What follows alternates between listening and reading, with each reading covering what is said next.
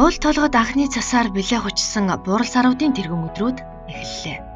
Төг түмэн оддын дундаас онцгой содон нь алтан гадсвал түн буман хүн зооны дундаас төмний нэг нь онцгойрон байна. 1980-ад оны ихээр жинхэнэ хит болж байсан унган хайр дуу жүжигчин соёлын тэргүүний ажилтан нар мандах оюутан байхдаа дуулж байсан.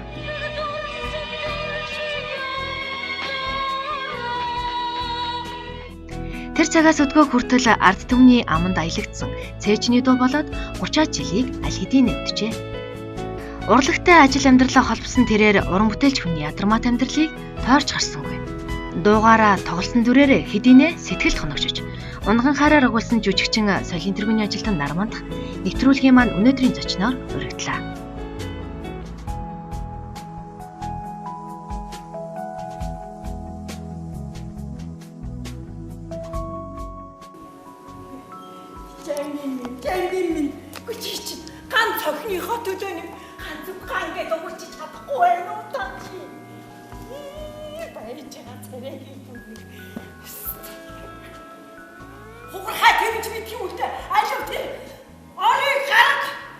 Аав маань бол говийн хүн, дунд говийн дэлгэр хангаа тойлд гэдэг газар төрсөн.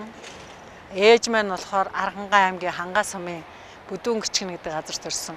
Цэнтгүүгийн намжин гэж эгэлж ирээ нэг бүсгүй. За аав ээж хоёр маань анх танилцахдаа морьтожлоосоо киног хийж яхад хоёулаа анх танилцсан. Манай ээж кино үйлдвэрт монтажч хийдэг байсан юм лээ. Тэгээд одоо энэ айлын хамгийн том охин болж төрсөн. Дороо хоёр эмэгтэй дүүтэй. За тэгээ мэдээж миний амьдрал бол улсын дөөр үжгийн эрдмийн театр гэдэг том өргөө гэрийн тайзны хажуу талд одоо юу гэдэг нь тийм ээ. Тэр өрөөнүүдэд өнгөрсөн. Театрын одоо жүжигийг үзэж, тэр уран бүтээлчдийг харж, шүтэж, биширч ингэж одоо миний хүүхэд нас өнгөрсөн. Хүн амьтныг хойцгон чих шиг эмээс октын үсгэцгийг нь тайлж, оёл чимэглийг нь булаасан тэр байтугай ирчүүдийнх нь үе дамжсан ударгыг тасалсан. Бүр энэ хэстэдэс төрийн түшээдийг бүтэл далдан үлжиж төрн дуудаж жүдгаагаар шөрөө төрөх гэж авч орхон гэж байна уу? Бодлоо. Жүжигчин жүжиглэх жүжигч тоглох ч гэдэг юм уу, дүр дамжлах ч гэдэг юм уу. Энэ хиллэг бол угаасаа бид нар ч нэг Оросоос ирсэн хувилбарууд байгаа байхгүй. Гэтэл жүжиглэх гэдэг үг өөрөө нэг худлаа юм шиг хүмүүст ойлгогддог. Одоо бол тийм асуудал гарч ирээд байгаа шүү дээ. Гэтэл жүжигчин хүн бол тэнд амьдардаг. Яг тэр тайзан дээр. Тэр тайзан дээр гараад тэр дүр тоглож явах хугацаанд амьдардаг. Үхсэн хохирч амьд завшдаг юм хой. Чи өөрийн бие амсан байлаа. Энэ жүжигчин хүнд байдаг олон шин чанар бий. Дуулах, бүжиглэх гээд уян налархаа хөдөлгөөн бүх юмуд эзэмших тэгээд гоё ярих тайзнаас. Энэ бүхнийг бол бас энэ өөрийнхөө амдаа суралт төгсөн хойш хугацаанд бол их тодорхой хэмжээнд өөртөө их сайн ажилласан гэж би дотроо үнэлж явдаг юм.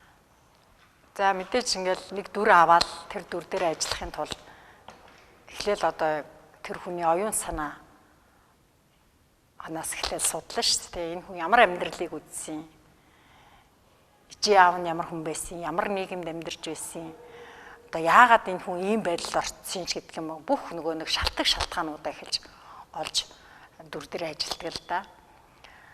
За миний хувьд бол одоо юу гэдэг юм те театрын тайзан дээр одоо энэ тоглосон бүтээсэн дүрүүдээс юу гэж бодохоор би өөрөө нэг бусад жүжигчдээс нэг арай өөр гэхүү тийм ээ онцлог гэх юм бол нөгөө бас тийм дуулах сонирхолтой тийм ээ илүү нөгөө нэг дуулдгаараа бас хүмүүст бол илүү хүртсэн учраас одоо хүүхэд байхын л одоо тийм хөгжимд тийм ээ дуулдаг, бүжиглдэг, жүжиглдэг тийм жүжигэн тоглохыг маш их мөрөөддөг байсан. Тэгээ тийм ч учраас одоо миний энэ мөрөөдөл маань бол бас нэлээд одоо хэмжээгээр бас биелэгдсэн. Аав маань нөгөө дүүрийн театр туслах найруулагч байхдаа туслах найруулагчийн хүүхдүүд нэг жүжигэнд оролцдог байхгүй. Тэгээ би нөгөө манай хоёр дүү ч гэсэн орсон. Тэгээ 5 настай байхдаа Чочосан дүүрийн Чочосаны хүүхдэд нь тоглож ирсэн. Тэгэл хар багасаа л нөгөө тайзны хажууд. Тэгээ тэр цагаас эхсүүлээл ер нь театрын дүүрийн театрын одоо ихэнх жүжигүүдийг баг цээжилсэн. Тэгэл гэртээ нөгөө хоёр дүүтэйгээ нийлээл жүжигэн хэсгээс тоглоно. Гэхдээ онцлог нь одоо хоёр дүү маань жоохон нэг юу гомдол мэдүүлээд байдаг. Учир нь юу гэхээр чи өөрөө дандаа гол дүрдэн тоглоод бит хоёр дандаа нэг бол ингээд гөшөө уулгаас уулах чинь нэг болоод услах дүрдэн тоглодог байсан гинэ. Тэгээ би бол тэрийг өөрөө бол нэг яахгүй мэдээж их чинь юм болохоор тэгээд болвол гол дүрдэн тоглоод одоо энэ Чойчсаны дөөрийн хэсгийг дуулаад юм хүүхэд юу байх вэ? Тэгээ өөрийнхөө сонссон сонсголоороо л дуулж лээсэн байх л та.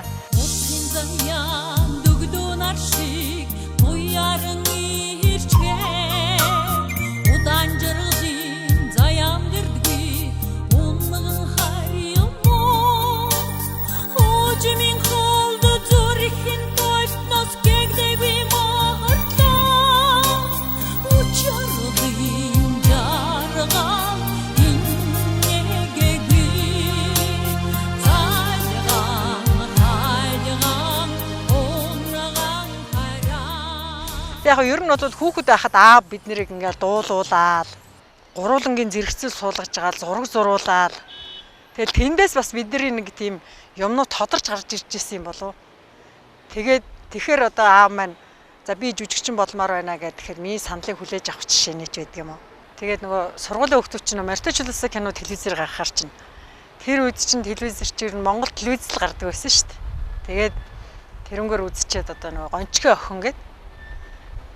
Тэгээ тэрнээсээ хичнээн одоо аав одоо яагаад юм муухай дүр тоглолцсон ингээд гончиг тийм зайлтай, сэргэлэн тийм дүрд тоглолцсон гэл эсрэг талын дүр болохоор чинь. Тэгэл 3 охин чинь гурвуулангийн додоо гончиг гэж хэлээл баг гуруулаа цуг явахаасаа ичдэг байлаа.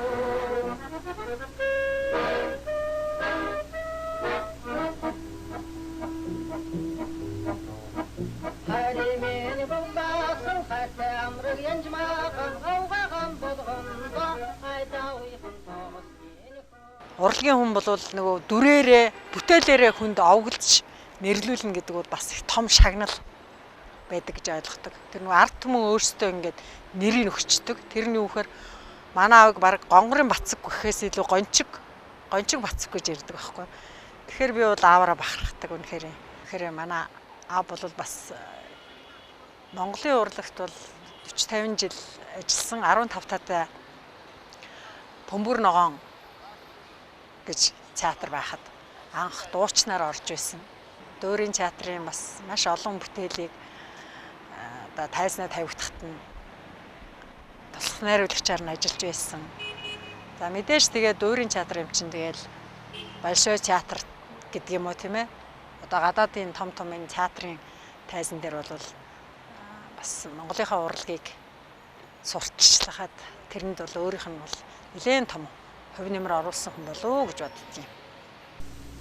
Үндэс суурийн аль хэзээний тавьж хаад одоо ганцхан хуримл үлдээд байгаа юм. Муу ах чинь тэр зэргийн юмд санаа зовдгоо шүү. Өтөх юм болоо да. Айта дүүм. Эр хүний 13 мэхийг чи мэдхүү. Чи тэгээ тэр мэхнийг алийг хэрэглээ. Уйлаад уйгаад ирэхээр уран үгтэй захианыг бичээ атгуулсан гэж байна. Нармантахтай ажиллахад бол ерөөсөө хүнд тийм их тийм нэг зарим нэг жүжигчид чинь их хэцүү шттэ юм нь болохгүй байна, сэтгэл санаанд нь даарахгүй. Нармантахад тийм байдаг. Маш их өөрийгөө ер нь жижиг хэрэгэл авах юм аавна, авахгүй юм аавал яшгүй энийг хэрэглэхгүй юм чи надад дараа болчихоо төв гэл ингээд өөр хүнд их дараагүй, хүнд их тэргүй. Одоо тэр ховтос жижиг хэрэгэл одоо юу гэдгийг тэр шүүм гэрэлгийнхэнд бол тийм нэг дараагүй. Тийм жүжигч. Театрт парикийн хүн гэж байдаг л да, нүүр болдгийн хүн гэж. Тэгэхээр яах вэ гэхээр энэ жүжигэнт чинь 1-2 хүн орж байгаа бол тэр хүн нэг л хүн байдаг аахгүй юу. Тэгэхээр чин тэр хүн чинь бүх хүмүүсийн нүрийг буднаг бол бас хэцүү шүү дээ тийм ээ.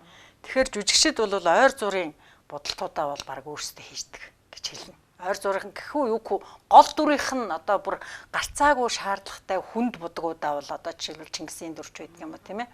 Эсвүүхэн дүрч байдаг юм уу, өөлийн ихч байдаг юм уу, үс гэзэг шүлжих мүлжих гэж маш олон ажиллагаарууд гарч ирнэ шүү дээ. А тэрэн дээрээ бол одоо манай одоо энэ парикийн мэрэгжлийн хүн маань ажилладаг. А ерөнхийдөө бол бүгдээрээ эхлээд нөгөө нэг жүжиг нээхээс өмнө гэдэг юм уу, жүжиг дээрээ ажиллаж явах хугацаандаа бол нөгөө парикийн хүнтэйгээ ажилчдаг. За нүрээ ингэж бодох юм байна, ер нь багцаа ингэх юм байна гэл тийм ээ. А жүжигчин хүн бол манай багш нарын зааснаар бол хамгийн түрүүнд хүн байх хэрэгтэй л гэж ярьдаг. За хүн байх гэдэг нь юу гэхээр энэ жүжигчин хүн тайзан дээр хүний амьдралын хувь заяа, тэр дүрийн хувь заяа, бүхэл хүмүүсийн энэ сэтгэлийн хөдлөл, тийм ээ, ухаарал, мэдрэмж бүх юм гаргадаг учраас жүжигчин хүнд бол маш их өргөн цар хүрээний мэдлэг, одоо боловсрол, бас дээр нь одоо тэрийг илэрхийлэх авьяас чадвар хэрэгтэй байдаг болов уу гэж боддог. Энд ч ингэж байгаа хүн амьд юм. Наатахаа айтайхан аваад гарна шиг заа юу. Одоо энэ гэрээс хүүхний гэсэн бүгдийг авах шүү юу. Аваа. Авах зүйл байвал бүгдийг ав. Аав. Бүр би одоо хиноо. Яач. Ихтэй. Тэгэхээр би орломоо жүжиг жишээлбэл найдан доош найруулагч. Одоо дээр үед одоо энэ орломоо жүжиг гол дүрд нь одоо манай лаал ургаа тоглосон байна. За миний тоглосон дүр дардын жүжигсэн Цэрэндулмгаа гэдэг хүн тоглосон. За тэр хүн бол одоо тухайн театрын одоо уран бүтээлч дотроо бол одоо хэл яриа маш тийм хуурц, маш их тийм дотоод сэтгэлийн юутай хүчтэй тийм одоо мундаг тоглолтыг үзүүлж ирсэн байна. За тэгээ энэ удаагийн тоглолт нь бол арай тэр тавилтан ч гэсэн тэр дүрийн хувьд ч гэсэн арай өөрөөр авч хийсэн. Юу гэхээр урд дахь тоглолтын дээр бол одоо жишээлбэл Должин, Орломоо их хоёр бол нэг зиндааны хүмүүс гэдэг утгаар нь тавьсан байгаа. А гэтэл энэ удаад бол одоо энэ Орломоо ихийг тийм ээ одоо энэ олон ургалч үзэл гарцсан үе ба шүү дээ. Нийгэм чинь тийм ээ. Хичнээн нам, хичнээн үзэл бодлууд одоо гарцсан байна. Тэгэхэд тэр ихийг тоглохын тулд одоо миний одоо энэ Должин гэдэг дүрийг бол арай өөр өнцгөөс нь харж тавьчихсан. Тэр нийгмийн тухайн үеийн нийгмийнх нь байдал руу илүү их төхүүлж хийсэн. Гэхдээ тийм ядуу мадуу гэж хэлж байгаа биш. Тэгэхээр арай өөр хэлбэрээр одоо нэгсэндээ тоглохыг хичээсэн. Тэгээ мэдээж урд нь тоглосон хүмүүсийг харсан хүмүүс бол бас хүлэн зөвшөөрөхгүй шүү дээ. Хүүшээ наа чинь тийм биш шүү дээ гэдэг ч юм. Гэхдээ бид нар нөгөө жүжигчин хүн хамгийн гол нь найруулагчийн гарах гэж байгаа санааг өөрийнхөө биеэр, өөрийнхөө оюун ухаанаар дамжуулж гаргадаг учраас миний хувьд бол одоо тэр найруулагчийн санааг тодтохын тулд би тоглолтонд орно шүү дээ. Гэхдээ театрт бол одоо өөрөө яг энэ мэргэжлийг эзэмшснийхаа хувьд театрт бол илүү хайртай гэж хэлж болно. Гэхдээ кино бол мэдээж жүжигчин болгон тоглох ёстой л зүйл л дээ. Тэгээ тайзны тоглолт бол арай тийм одоо юу гэдэг нь тийм ээ хүчтэй гэх үү тийм ээ илүү их цар хүрээтэй тоглолт шаарддаг. Ихэвчлэн энэ төрийн нэрхүүдийг хүртэл дадан үжиг чөлөө дуудаж чөтгөөдөж төрөө төвөгч хөвчин тодорхой хатар гэж байна уу? Тэр гэрээ байгаа ихэвчлэн чиний хүн найдаж баг гэж байгаа байлгүй. Должин миний хүн хизээч тийм зүйл хийх хүн биш. Би хот хийсэн байх юм бол тэнгэр нэг доохатын хаагүй тасраг чи Должингүй. Манай одоо миний хань бол Монгол Улсын ардын жүжигчин Жамсаранжоо гэдэг хүн байсан. Өөрөөсөө жоохон ахмаг настай хүнтэй одоо уулзсны хувьд амьдралаа холбосны хувьд бол бас нэлээд хүмүүсийн хэл ам хэрүүл шуугаан бас тасардгуул байсан л да. Хавирхан завсраа гараа өрөөдөж халуун зүрхэн базлаач худлаагийн усан шүүс гарч хурууны үзүрдүний юм торхгүй байна. Гэтэ явахтай би бол залуу хүүхэд өөрийнхөө одоо хүсэл мөрөөдлөөр л амьдрын штэ. Манай одоо миний гэр бүлийн хүний хувьд бол нэлээд бас хүчтэй цохилтуудыг авч исэн байх гэлгүй юу авч байсан. Тэгтээ тэглээгээд угаасаа үнэхээр амьдрий одоо болгоё бүтээ гэсэн бол тэгэл амьдрдаг юм байна.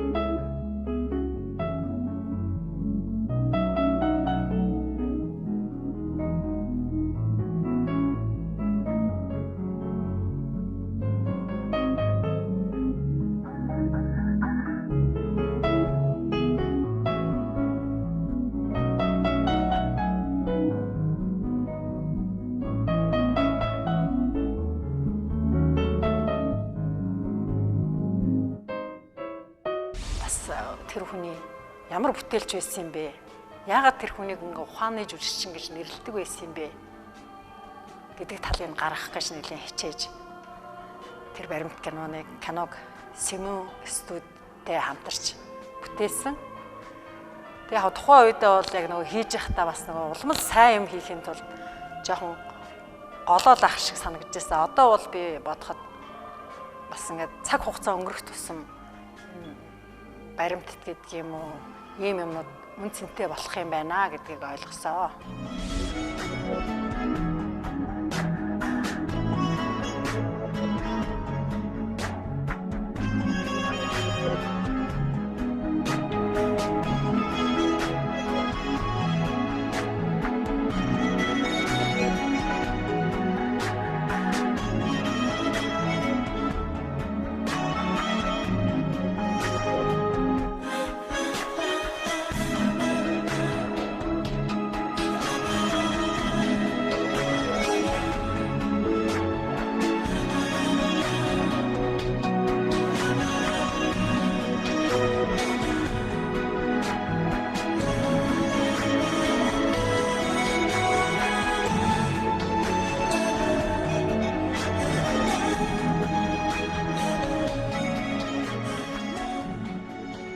Яг би одоо тим мундаг жүжигчин би тим дүрийг тэгээ бүтээсэн гэж хэлэхээсээ илүү ямар ч байсан би өөрөө хүсэл мөрөөдлөөр энэ тайснаа бас нэлээд хэдэн дүр тоглолцчихжээ.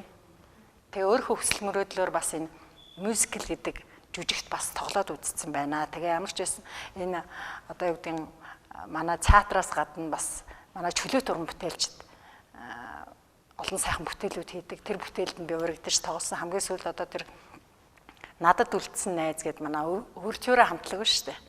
Тэд нар маань ингээ дөрвөн найз залуугийн амьдралын тухай жүжигэндээ одоо урах жишээ тийм ээ. Тэгээ тэр нь бас мюзикл дуутай ч гэдэг юм уу. Тэгэхээр бол одоо бол уран бүтээлчд бол маш их өөрийгөө хөгжүүлж одоо яах хөгжүүлэх хэрэгтэй юм шиг санагддаг. Тэгээч манай энэ залуу уран бүтээлчд бол маш их эрчтэй хүчтэй ажиллаж байгааг хараад бахархдаг үнэхээр.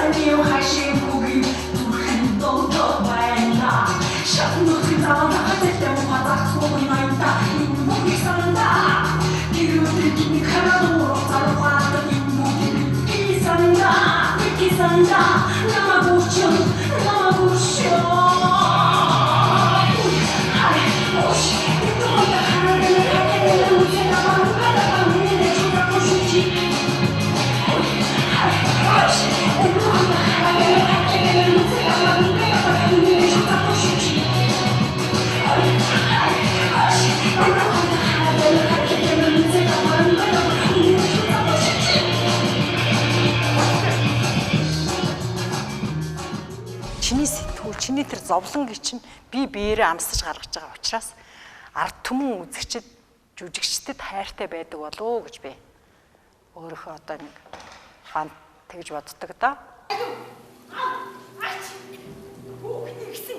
Бүхнийг хураа. Та онч юугаа хөлнөө төгсөөд байгаа бэ? Аль тэр орон хүн жүжигчин хүн бол үзэгчгүй болвол тэгэл хэцүү шүү дээ. Тэгэхээр миний хувьд бол уран бүтээлээ туйрваад тийм ээ жүжигээ тоглоод дууга дуулаад явж байхдаа үзэгч түнээсээ авдаг.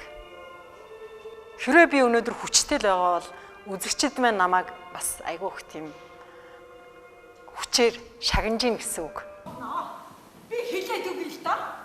Өнөө юу вэ? Тийм. Босхын хэв хадах хэвлэлтэй бүтэн цаныхаа талинг өгсөн юм байна. Ганц цог юм. Эдгэж хэвлэж байгаа. Хоёр чимэглийн тэр бүгдээ зараад өрөө дуусч байгаа юм байна. Гэтэл одоо сар шин ойртлоо. Энэ чи ямар ямаараа амьдэрч ямар ямаараа сар шинэ өнгөрөөх юм бэ?